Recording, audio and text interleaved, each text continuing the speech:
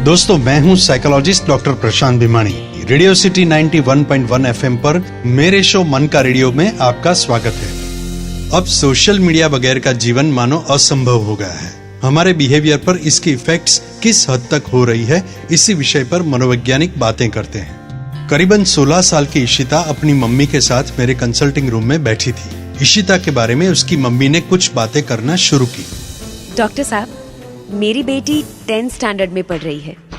उसके online classes in दिनों चल रहे हैं, मगर क्लासेस के दौरान वो अजीब बिहेवियर करने लगी है। ऑनलाइन क्लास के दौरान ऑडियो म्यूट होता है, वीडियो बंद होता है, मगर वो मोबाइल पर होती है। पिछले कुछ समय से मैंने मार्क किया है कि मोबाइल सर्फ करते करते गालियां बकने लगी है, वो भी इतनी ऊंची आवाज में कि वो मेरे रूम के बाहर तक सुनाई देती है। जब हम पूछते हैं तो कहती है कि कोई प्रॉब्लम नहीं है। आप ही पूछिए ना डॉक्टर साहब कि ये ऐसा क्यों करने लगी है।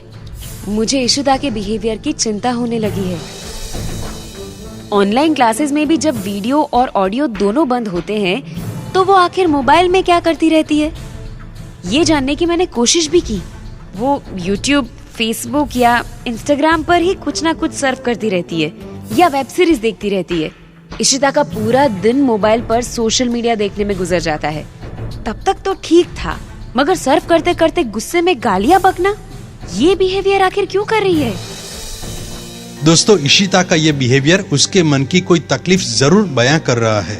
मन में दबा हुआ गुस्सा जब ऑनलाइन बिहेवियर के साथ मिल जाता है तो कभी कभी गंभीर स्थिति खड़ी कर देता है। इशिता की केस हिस्ट्री जानने से पता चला कि इशिता घर की इकलौती संतान थी।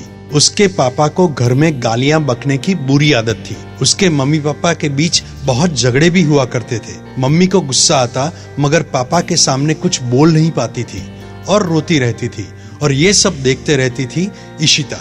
वो भी सहम कर बैठ जाती थी। इशिता के अनकॉन्शियस माइंड में अपने पापा के प्रति गुस्सा भरता जा रहा था। फिर हुआ कुछ ऐसा कि इशिता किसी लड़के के टच में आई। उसके साथ रिलेशनशिप बढ़ती गई, मगर प्रॉब्लम तब हुआ जब इशिता को कांस्टेंट अटेंशन चाहिए था और लड़का उसके मैसेज का जवाब न दे तो इशिता गुस्से से फट पड़ती थी।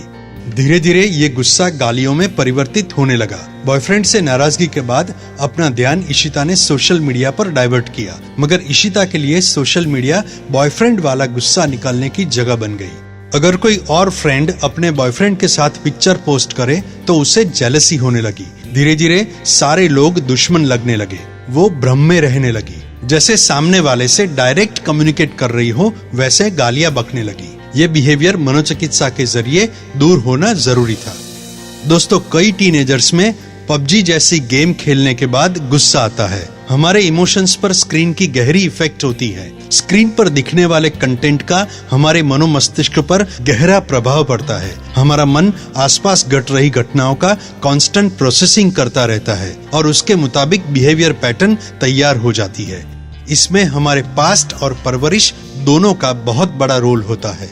अलबत्ता टीनेज बच्चे तो ज्यादा इम्प्रेशनेबल होते हैं, इसीलिए अभी से उनका स्क्रीन डाइटिंग कंपलसरी होना जरूरी है। इशिता को मनोचिकित्सा के लिए साइकोथेरेपी के सेशंस दिए गए और पेरेंट्स का काउंसलिंग भी किया गया। इशिता धीरे धीरे अपने चिड़चिड़े स्वभाव से मुक्त हुई।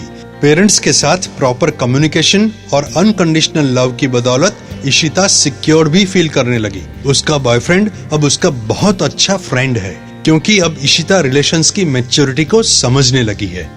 दोस्तों, हम स्क्रीन को कंट्रोल करें तब तक तो ठीक है, मगर स्क्रीन हमें कंट्रोल करने लगे तो समझिए कि खतरे की घंटी बज चुकी है। तो दोस्तों, रेडियो सिटी 91.1 एफएम पर मैं साइकोलॉजिस्ट डॉक्टर प्रशांत भिमानी आपको मिलूंगा नेक्स्ट टाइम कुछ ऐसे ही इंटरेस्टिंग किस्से और उसके साइकोलॉजिकल सॉल्यूशंस के साथ। तब तक मेरे सभी एपिसोड सुनने के लिए YouTube पर सर्च करें डॉक्टर प्रशांत भिमानी मन का रेडियो, और एपिसोड के कमेंट सेक्शन में जाकर आपके रिस्पॉन्स या कोई भी सवाल मुझे पूछें।